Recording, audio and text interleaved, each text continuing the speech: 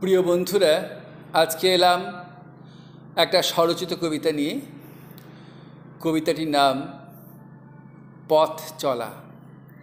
কলমেও কণ্ঠে মনোজ ভট্টাচার্য। হতাশারা কেবলই মনের ঘরে ওড়াচ্ছে শুধু বিজয় কেতন। ব্যথা বেদনা হতাশা স্তূপে আপন সত্তা যায় বিসর্জন। সহস্র নাগিনীর বিষাক্ত ছোবলে নীল হয়ে যাচ্ছে জীবন যৌবন। মায়াবিনী রূপে হিংসা দ্বন্দ্ব আপন কর্মে লিপ্ত তখন। হৃদিপদ্মে চরণ রাখিতে পারে না হেথায় পরম ব্রহ্ম। আলোক্ত চোখে কাটেছে যামিনী, দিশাহারা আজ আপন ধর্ম।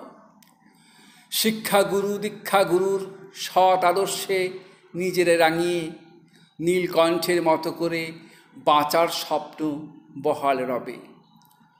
আশা নিরাশার দোলাচলেতে গধূলি বেলাতে পৌঁছে গেলে আধা রজনী আসবে নেমে, নবপ্রজন্মের উদয় হবে। চক্রাবর্তের ফাঁকে ফাঁকেতে নব নব যুগের উদয় হবে। নতুন বছর বলবো তারে, চলতে শিখব নতুন রূপে। নমস্কার।